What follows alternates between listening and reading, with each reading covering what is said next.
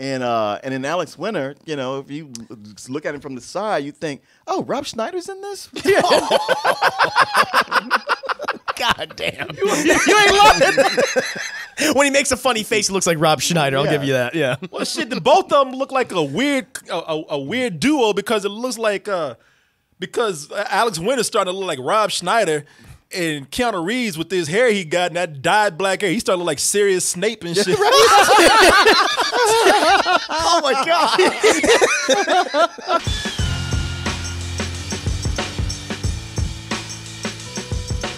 We're gonna go ahead and get into this review. And you didn't see the movie. No, but I have seen the previous two films. You have. You've seen the previous two movies. I have not. So you still, man, Whoa. What? This is what I'm talking about. This is why I was like, you got to jump on that PlayStation thing because you months ago said, yeah, I'm gonna watch them so I have something to compare it Some to. context. Yeah. But then Martin, you know, they start giving us episodes to shows ahead of time, and I just, you know, I just got into a watching frenzy, man, and just didn't have time to go and watch that old shit because all this new shit they gave us. But you know what? You know, I always like that, man. I always like going in cold on things. You know, they got you guys here for the balance. Okay. But they're getting a fresh take from a newcomer right here. Okay. The world could have been such a better place. Could have been a wonderful place if it weren't for these two assholes right here.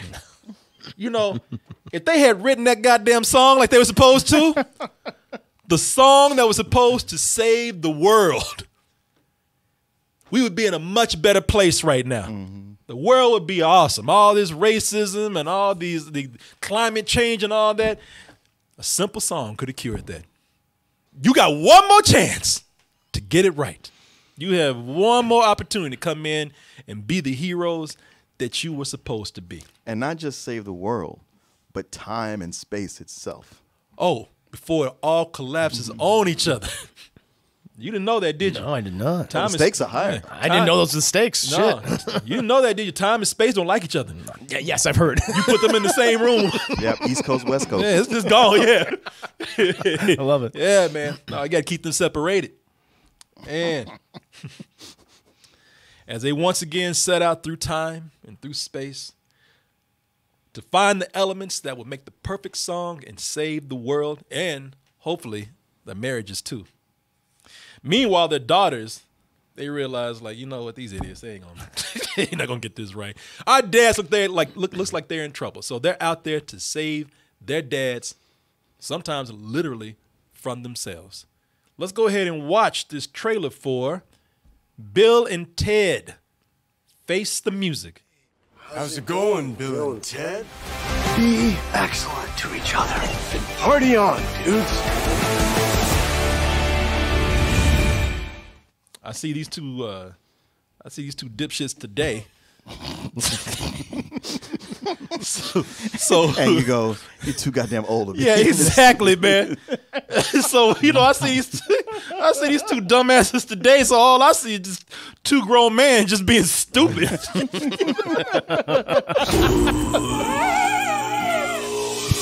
And I'm just like, okay, you know what? This might have been cute when you were teenagers, but now you know.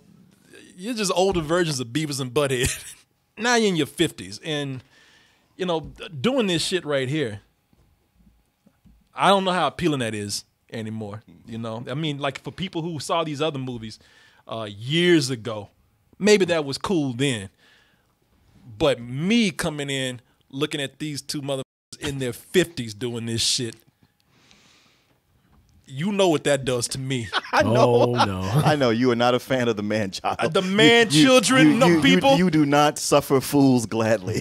People, I look at this and I hate that shit. When you got a movie that's trying to justify grown people being stupid, trying to get me to like them, you know how much I hate the man-children. Yeah, I know. Like I said, maybe I missed the boat when they were like, when they were actual teenagers who were supposed to behave like that. You did. You did. Trust me. Because back then that's appropriate. Now, back then they were just goofy teenagers. Now you're a mentally challenged man, socially stunted. Now I will say, to their credit, I will say, being stupid does make you look a little bit younger. That's a hell of a backhanded compliment. It's Jesus. a backhanded compliment because we looked at this before and we played those trailers. I'm not trying to be mean, but Martin and I, we're like, God damn, they got old. Yeah. When we saw that, I was like, somebody, where's Keanu Reeves' beard? Put that shit back Yes, on. it's the facial hair de-ages him by 20 years. Yeah, when that beard falls off, I'm like, God, man, put that shit back on. It is weird because we see Keanu in those John Wick movies in the theater, big as possible. Yes. Yep. And it's like, oh, dude, still looks really great. And then see him here, it's like, oh no, that's what he should look like. Yeah. What is going on? And in Alex Winter, you know, if you look at him from the side, you think, oh, Rob Schneider's in this? God damn. You ain't lying. When he makes a funny face, he looks like Rob Schneider. I'll give you that. Yeah. Well, shit, both of them look like a weird duo because it looks like because Alex Winter's starting to look like Rob Schneider, and Keanu Reeves with his hair he got and that dyed black hair, he started to look like Sirius Snape and shit. Oh my God. I kept looking at him like, who the I'm like, oh shit. You know who to cast for the Harry Potter prequel then? It's almost like that stupidity gives them an extra energy that makes them feel younger. Because I'm like, yeah, you know what? Y'all are 50-some years old, but y'all are 16 again, for better or for worse. I like they still got that spirit, you know. It still was it was still after a while funny to watch them. You know, that's the thing with them. It's like, man, I hate these man children, but after watching them, after a while, I was like, you know what? I am starting to warm up to them. Even for being dumbasses that prototypically what you hate, they still have a certain charm about them. They Like really do. even back when they were teenagers in those, like the thing that separated them from Wayne's World and Beavis and Butthead is that they weren't actually stoners. They were just dumb suburbanite kids, but they were always in a good mood. That just kind of translated and made you feel good. They mean well. Yeah. That's the thing, man. They weren't really bothering me after a while as much as I thought they did. I mean, I really did warm up to them pretty quick, man. First of all, what helps is that ain't Ted. That's Keanu Reeves. Now, you can tell me he's sitting up here acting all you want to. That shit, you know, from the first whoa, I was like, no, mother, that's Keanu Reeves. Ain't no Ted. You can sit up here and talk about this Ted bullshit all you want to. I like Keanu Reeves, just like everybody else out there. He's a good person in real life. Very, very charming. Very affable. Yeah, and I really like him. So I'm already endeared to Ted. Sure. You know, just because it's Keanu Reeves. But Bill and Ted are so stupid that they're sweet. Yeah. You know what I mean? Yeah, exactly. They're sweet. At times, you look at them and you just want to, you know, you just want to say, you know, a marriage and having kids. How y'all still alive? How y'all not in assisted living? How you not in a home somewhere? Or a mental facility or something, you know, because y'all are just clueless. But they're easy characters to fall in love with, man. The heart is always in the right place. Yeah. Always in the right place, man. Like, I compared them Beavis and Butthead, and I still do, but they're, you know, before I said they're a slightly smarter version of Beavis and Butthead, they're also Beavis and Butthead with heart. Yeah. I mean, they probably aren't smarter than Beavis and Butthead, but they're not up to no good like those two assholes. They ain't people. Like, you know that when Beavis and Butthead grow up, one or both of them is going to jail. Yes. Dead. Or they're going to die. Yes. Yeah. One of them's going to overdose, not even on drugs. One of them's going to overdose sucking, you know, Freon out of an air conditioner or something. Yeah, winning a Darwin Award on the internet or something. Yeah, but these guys, man, you can see how they survive. They remind me of my dog Pixie. It's like the only survival skill you have is being cute. Like if we would throw you out in the street today, somebody would pick you up just because you got big eyes. Yeah. That's it. Yeah. These two guys, man, they got along because they got women and people and friends who just like them and want to see them be well. You know, just take care of them. Yeah. The only one who doesn't like them is their dad. And can you blame them? No. No, the dad is you. Like, he tell them all the time, get out and get a job, goddamn. He's speaking sense. But I'm like, man, this is one I make the exception on because, because normally you would look at them, because I keep showing the scene of them with their wives in marriage counseling. They bring their, like, they can't seem to like separate from each other. They can't be apart. That they even go to marriage counseling with each other and bring their wives. And usually you would just be like, Jesus Christ, you morons, don't you get it? You would be so frustrated. But when you see them there, man, they're so nice to each other, and so loving to their wives. Yeah, they're loving to their wives. They're polite. And the thing is, it's not like they can't separate. Like they have some neurosis. It just doesn't occur to them. That's great. They're always optimistic, and they're always hopeful, and they never give up. Yeah. And it's just like, man, I want to hate these guys so bad. But I really like them, man. I love these guys. I'm like, man, I should have been hanging out with them a long time ago. Come here and tell me about these guys, man. You never invited me out. You never asked me about it. You never invited me out to hang out with Bill and Ted, man. Those guys are cool. I appreciated that the comedy here wasn't based on them screaming. Oh, yeah. And doing cheap-ass physical comedy, jumping all over the place and falling all over everything and destroying everything in their paths. Because that's what it is, man. That comedy and their characters, they're dumb, but their humor isn't based on them doing dumb things. This is why Will Ferrell is the one that made me hate the character of the man-child. That shit would loud and obnoxious. To them, loud is funny. The louder I yell, the funnier it's gonna be. No, that's stupid and that is lazy. They don't do this with these characters. No, they don't. They never have. I think my problem with the movie probably started out when they actually got sent on their latest adventure, because I think it started out, and you can tell me what you think about this. I think they're late when the people from space or whatever, the future, when the people from the future, when they come down and give them their mission, my criticisms started there. It's like, it felt tame compared to the exaggerated characters that we have, which like I said, I like. It's a storyline that's played kind of straight with typical seen it done before time travel humor that happens in the background. Characters start popping up out of their time periods and popping up in other time periods and popping out of place. I mean, we've seen that before. Sounds like the original movie. Yeah, I haven't seen the original movie, so I mean, I'm sure maybe that's something that played well in that film. But I just kind of seen it before. They used it strategically in the first film. Okay, here it's all over the place. Oh yeah. No. Are occasionally relying on their daughters, played by Samara Weaving, who was in Ready or Not. Yeah, she was.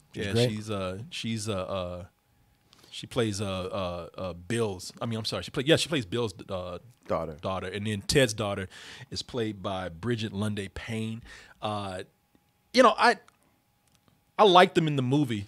Like I said, a lot of times it feels like it's working, and sometimes it feels like, all right, they're trying too hard to do imitations of the actors that played Bill and Ted. Greetings. Dude, our dads are totally in trouble. I feel so bad for him. But how? Now, that girl right there, I got to say, at times, she must have followed Keanu Reeves around and just made fun of him. Because there's some times where it's like, guys, she kind of gets it. She nailed his mannerism right there. I'm like, Jesus Christ. Yeah, it's like she just rewatched those first two movies over and over. Yeah, and over. Yeah, exactly. Like, if I was Keanu Reeves, I'd be kind of mad. Like, bitch, you making fun of me? What do you mean? I'm watching you. And she had me laughing at a certain part. Like, she got it down. Like, Samara Weaving is not bad, right, but it's like I can't tell when she's being Alex Winter and when she isn't. Yeah, because she kind of is sometimes and kind of not. She's just playing a doofus, and ever so often her accent slips. I mean, good for her, but I was like, she totally got that job through nepotism. Oh yeah. Yeah, no, I mean, she's not bad. She's Hugo Weaving's niece. I mean, I literally read that. Yeah, that Keanu Reeves went like, "Oh yeah, you're Hugo's niece. Yeah. Well, you should be in the movie." Oh, that makes sense. Yeah, which I mean, look, she in Ready or Not, she was actually really good. Yeah, she was. She is. She's great in that. I don't know if Alex Winter just doesn't have anything to really base himself on, but Keanu Reeves does. And she nailed that movie. She did. I mean, even that scene, I was like, wow, that's impressive. Yeah. Like his body language, especially. Yeah. Not just his voice. And having that same hair. Yeah, that helps. Yeah. Yeah, man. That was actually pretty funny. Also, you saw Christian, what's her name, Shaw? Yeah. Christian Shaw there. Funny thing about that is that I think they wanted to actually bring George Carlin back. George Carlin as Rufus. They what they want to do was they want to rebuild the Circle K from the first movie, and they want to do a completely CG George Carlin. Greetings, my excellent friend. Wait a minute, Bill. That might be a pedophile. So, dude, we got to pass this course. Whatever it takes. And they want to create a CG George Carlin, and then they said, "Oh, that's right. We're making a Bill and Ted movie. We ain't got no money." Yeah. I mean, they actually thought that they were gonna do some Star Wars shit and just rebuild. They thought they were gonna rebuild George Carlin. I mean, they could, but it just wouldn't look good. No, it would be like, man, yeah. They I mean, I don't even know if they even thought that for a moment. You look like an asylum film. Yeah. Y'all would have been better with a George Carlin puppet. Yeah. There's always that question of, you think that might be a little disrespectful? Yeah, the fact that he's dead. And they did say you want to be respectful, and I guess somebody else said, well, don't do that shit. And plus, you ain't got no money to do it. They say you can barely rebuild the Circle K. In fact, they couldn't even rebuild the Circle K. They just had to have a Circle K plug in the movie. It was just like a billboard in the background. They got a plug for Circle K in Guitar Center, man. Okay. They pretty much drove a Guitar Center truck through this movie. Oh, yes, right. There's a lot of product placement in this thing. I mean, at some point, I thought, they sent me a screening with commercials in it. They actually had a part. They said, dude, we need instruments. Where are we going to get them? And there was a Guitar Center truck right there. They just raided that shit. They just stole this shit. It's egregious. Like the driver wasn't there, like, get out of here. And they just broke in. Took all the shit they wanted. Wow. I don't know if this was done on purpose or if it was just me and my man-child bias. But I do believe that the movie might have started out kind of tame, as I was saying. Started out kind of a little semi-serious in tone. As serious as they could for a movie like this. So they could throw the audience off. Because it feels like it was done on purpose so that it would catch you off guard and almost be a pleasant surprise when it finally caught up to the silliness of Bill and Ted themselves. At least to me. Because there was a point where, like, the movie looked like it was trying to tell this time travel story, and Bill and Ted just kept getting the way, and the movie just said, "Fuck it, you win." You know what? You know what? It would just be stupid like you guys. Even time and space can't beat them. Yeah, even time and space. They defeated time and space with their dumbasses, man. You know, it becomes a living cartoon at this point. The story also cuts between the daughters trying to find the perfect band to help them play the perfect song in the future. So they go through and get all these figures from the past. I got to tell you, that dude that played Louis Armstrong. Dude that played Louis Armstrong. Oh, my God. It looked like he was taking a shit the whole time. It did. Oh, no. And he'd do it sometimes, and he'd forget, and it's almost like he realized the camera's on, and he went back to going, Oh, Jesus. Yeah, this dude looked like Cookie Monster taking a shit. He's like, What can I do for you, fine ladies? how you ladies doing over there? Catch himself each time. Yes. Oh, wow. Several times he catch himself going, that character. Didn't know it was on me, baby. like What you doing over there, boss? Like he's being electrocuted the whole time. I say, what are you fine ladies doing? Just to remind him they'll zap him. Yeah, Jeremiah Wright is the guy that plays from Luke Cage. Yeah, from Luke Cage. It's the kid that sells all the bootleg superhero stuff from Luke Cage. But he was playing a very young Louis Armstrong who looks younger than Samara Weaving and the other girl that plays Ted's daughter. But even Samara Weaving looked like she was 14 in this. What's that? I say Samara Weaving looked like she's 14 in Yeah, this she movie. did kind of look young. I know she's in her 20s. They even said She's in the movie, 28. Yeah, in the movie they say that their ages. They say that Yeah, they said at 24. 24, yeah. Yeah, but he was just the whole time. All they did was just make him grit his teeth and just sweat and wipe himself off. I mean, it was like watching a kid play Louis Armstrong, who had never actually known who Louis Armstrong was, but somebody showed him one video. Yeah, was like, I think I got it. That's great. Oh, yeah. They won't tell the difference. So they're basically going on the same journey that they went on in the first movie. Is this told from their I guess perspective? I don't know. I haven't seen the first movie. Oh, okay.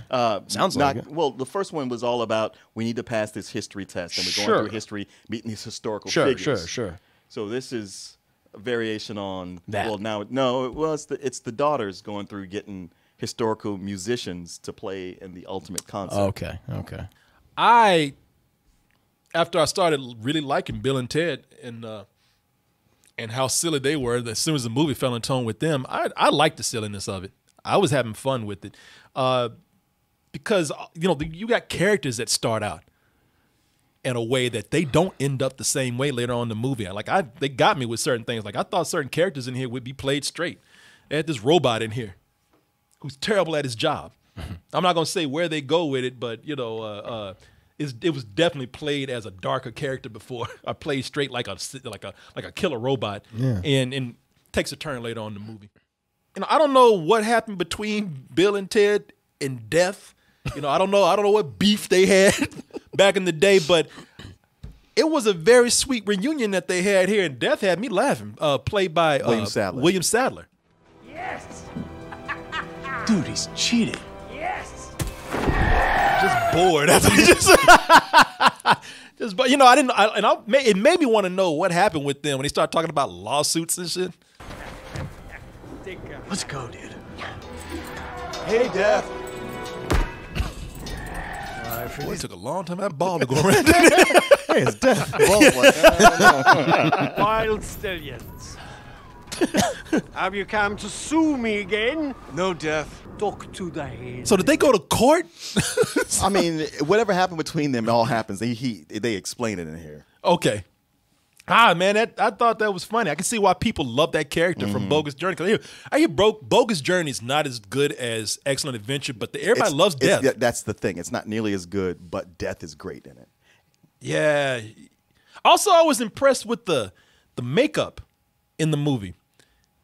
There's moments in here where, now some of it is just funny, and it doesn't always look great. It's meant to just look silly, like them as strong dudes. Them as their strong selves when they're in prison. And even then when they're moving around, it's not as rubbery as I thought, but there's moments where they age in certain parts. If Hollywood made you a suit like that, wouldn't you ask to keep it? Yeah. He's walking around Venice Beach like Havana. Because it look, man, okay, so Alex Winter ain't got no neck or anything, but on Keanu Reeves, I was like, it doesn't look bad. Yeah, that beard covers the scene. The beard, man, it helps every time with him. His power is in his beard. He looks like that Russian dude from Street Fighter. Yeah. You're right, Zangief. Yeah. There are moments where they age, they get older in periods of the movie, and I thought, man, this old person makeup looks pretty good right here. And being it's a comedy, it doesn't have to look great. No, it doesn't. But it works. Ending is a little cheesy right here, and I tell you, man, when they ended, they just ended like they just cut off. I know. I was like, wow, that okay. Shit, I was waiting on Bill and Ted to go in for the big finish to bring us home, Bill and Ted, and then the lights just cut off. Thank you, ladies and gentlemen. Accident back. It's like, what? I mean, there is a post-credit stinger, but it's not enough to cap off that ending. That stinger ain't that good. I was waiting Most for stingers a joke. aren't. Yeah. I was like, and y'all kind of had a joke, and it's just like, this is nothing. Yeah. Fortunately, if you watch this at home, you can go do something else and come back if you want to see it, but that sting ain't really anything. And the ending is really cheesy. It's one of those, music will save the world type thing, and everybody's jamming out and whatnot. It's the ending to all the other movies. Yeah, pretty much. Yeah. Except that it doesn't really even have an ending. It's just almost like, it's almost kind of like if what you're saying is true. So I was like, well, y'all seen this shit before. Good night. Honestly, it seemed like it was just leading to kind of a publicity stunt they pulled where they had people on the internet, like just like throw out like, hey, film yourself jamming out like Bill and Yeah, Ted and send it to yeah. us. So they throw up a, you know, the world is jamming. They throw up a big montage of all those people. So they wouldn't have to do the work. So they wouldn't have to write an ending. You lazy motherfucker. Wow. Yeah, man. See if you make the cut. Man, that budget did run out. It did. They couldn't even afford an ending. They had to go to YouTube to get an ending. For the most part, I really did like some of the goofier tones of it. It just got loose with it. It really didn't care. And like I said, it helps that you're following Bill and Ted, because Bill and Ted, this could have been a movie. You know, this kind of humor sometimes to get silly like this. You know, they want to get gross with it. They want to get mean-spirited with it. It's just that watching Bill and Ted do all these silly things, man, all the other characters become enjoyable to watch, interact with them. You know, they're so nice to other characters. They're so polite, too. I'm sorry to interrupt, Death. Oh, Mr. Robot, you know, we know what you're going through. And it's just like they make other characters endearing. Especially their relationship with Death, because they're so like, oh, we got to talk to, like, they're positive about everybody. Sure. And he's the one guy they're like, oh, I don't want to deal with you. He's such a pain in the ass. Yeah, he really is, too. Man, he really is. He's a goddamn prima donna, man. I don't know, man. It could be that I watched it at home and I maybe enjoyed it because I was in a comfortable atmosphere, but I don't know how I would feel watching this in the theater, because it's not great, and you could tell that it is a lower budget film. But, I mean, if you just want to go watch something, I mean, especially right now, you know, when you just want to watch people just be nice to each other and just be kind of down to earth and just be excellent to each other. I'm sorry, thank you, Martin. Be excellent to each other. You know, if you just want to watch a really easy, yeah, they don't even bother doing it anymore. Right now, they just kind of like, stop doing it. Yeah, they're just like, yeah, all right, we got to do something. My bursitis. I can't do that anymore. Bill and Ted are. I really like these characters, man. And again, if you know silliness is not your thing, I understand it. It's not going to be for you. But if you just want to see something and have some real loose fun, no logic to it, you know, they travel in time, they keep it light. Hitler never comes up. Black people don't ever get, you know, treated bad because they're in the wrong period. It's very, very, very light, man. And right now, that's not so bad. I give it anywhere from a really low matinee to a high rental. But just to be nice, man. Just, you know, since I had a really good time with it, and I really did laugh, and I really did feel good after watching, I give it a very low matinee. It's because Bill and Ted are so charming. That is what makes you like what's going on. And it was fun, like a new twist to see them at middle age going, we didn't live up to our potential. What are we going to do? Yeah. I thought that was really interesting. Yeah. It's too bad we had to get all the fantastical time and space and future stuff crash into it so early. Like I knew it would do that, but I wanted to have more time before that to build up something for it. It just felt like, well, we got to get this cartoon rolling, so let's go. And still, all the stuff with Bill and Ted, so much fun, enjoyable, good to visit old friends. I was not so much liking all the stuff with the daughters. It felt like, man, we got our 2 stars here. We haven't seen these guys in almost 30 years. I want to hang out with them. And going like, yeah, I know, but look, here's the new thing. So you're going to go hang out with them. And I'm like, oh. Yeah, I'm getting to hang out with 2 young people doing impressions of what I actually want to see. Sure. And even then, it's like, man, this would have been more interesting, at least I think, if the daughters had had different personalities.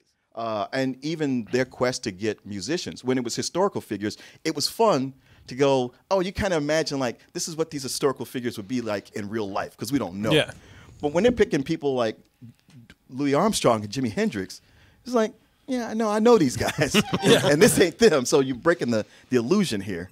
To me, this is much more of a in keeping with Bogus Journey than it is Excellent Adventure. Yeah, I kind of felt it might be like too, even though I haven't even seen the movie. No, it is, because when they did Bogus Journey, it was like 2 years later, and it felt more like not so much we got a great idea, but we want to make another movie with these guys. Yeah. And with that movie, Bill and Ted themselves are fun.